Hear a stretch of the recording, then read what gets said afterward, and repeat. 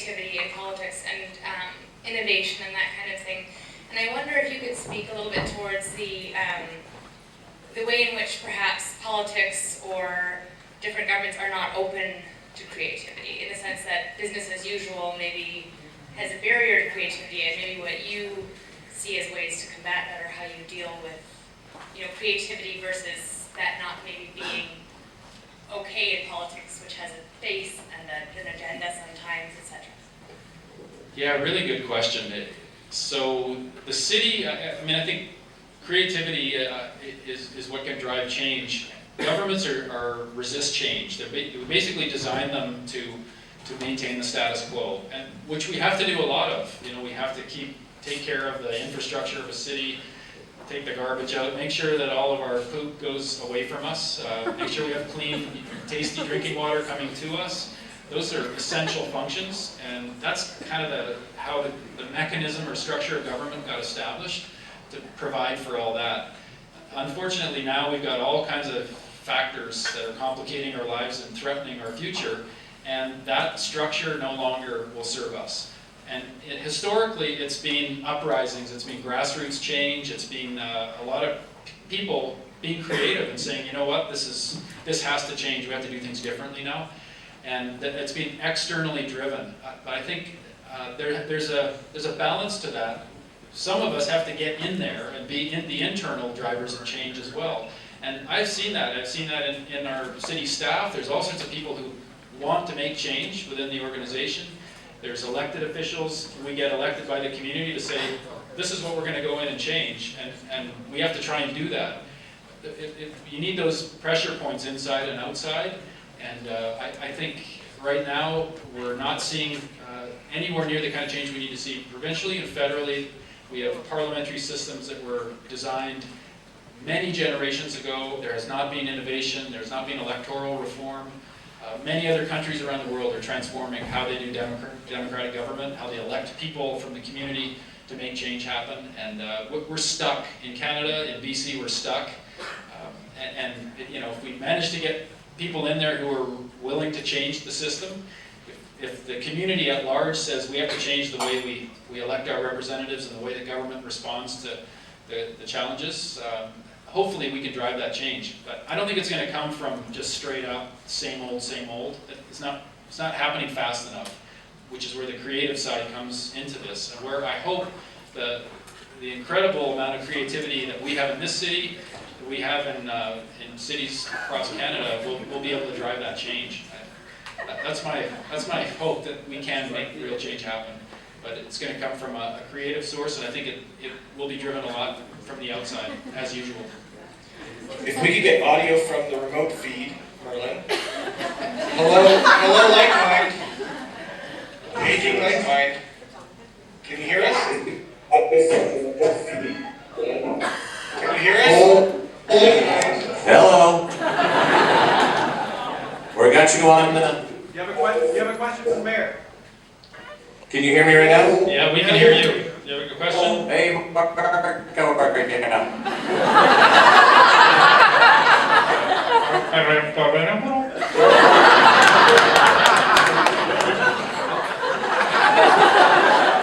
You gotta learn lots of languages.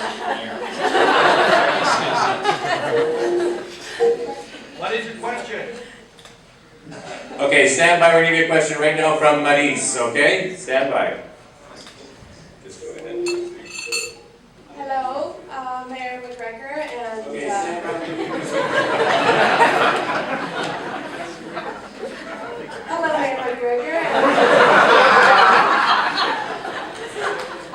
I'd just like to ask the mayor one question. I live in Yaletown, and the streets are littered with these huge garbage bins everywhere on two of the main streets, Mainland and Hamilton.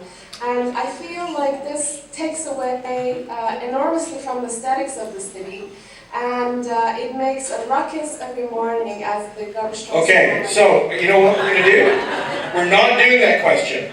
I think that No.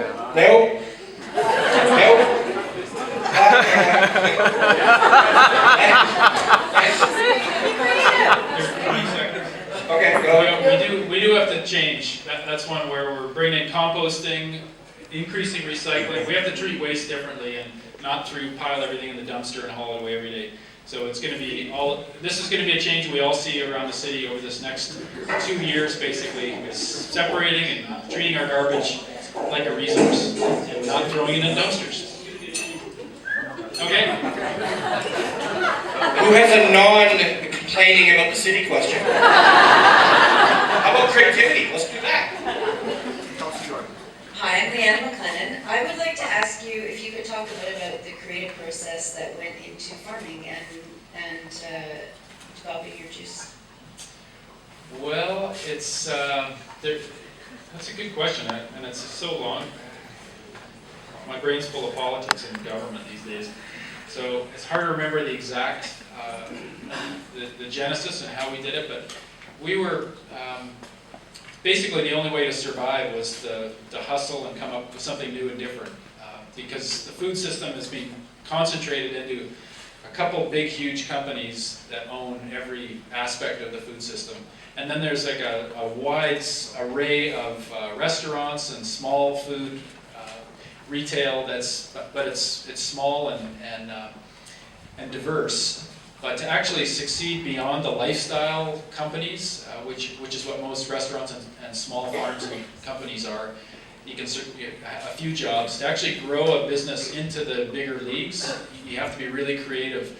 We did we had really creative meetings. Actually, we bring people in the company together and try and think outside the box. It sounds like a cliche now, but it is a cliche actually. But it was really about constantly challenging ourselves to how are we going to leapfrog out of the current paradigm in the food industry. What can we grow? How can we get it to new markets, people that want the food? We were a little ahead of the curve on this stuff. We started organic farming in 1990, and everything was growing leaps and bounds as fast as we could keep up with it. It was about meeting demand that was already out there, but that meant all new different ways of doing things. So unfortunately, it's very difficult to make a lot of money when you're being super creative and having to do things completely different, because the system owns the money basically, and they have the cheap and high margin ways of doing things. So we just embraced every opportunity to work around the current industry paradigms and connect with people who appreciate it and love the food and would be willing to do something about that, spread the word. And we have had a lot of champions in Vancouver. There's a lot of foodies here, and we've seen unbelievable growth in local food and healthier, tastier, extraordinary cultures coming together with food. So we have everything going for us in that department. Still, it's overall a minority. I think most of the food still comes through the big supermarkets, and it's from far away. That's still the majority. So, but we're farther along than most cities in North America or even the world on that level, and that's because people are willing to embrace the change and think of different ways of interacting with their food. Okay, we're going to do one more question. Gregor has to go. Is urgent required somewhere else? You didn't know that? Hi, Gregor. It's really clear that there's been enormous creativity in the way your government administration has talked to people. But I'm wondering, there's this groundswell of innovation that's happening around collaboration and the way citizens participate in the day-to-day operations of their government. We're wondering, are there more innovative ways that the city can listen or incorporate the voices of citizens? Politics is still an antagonistic and us and them game.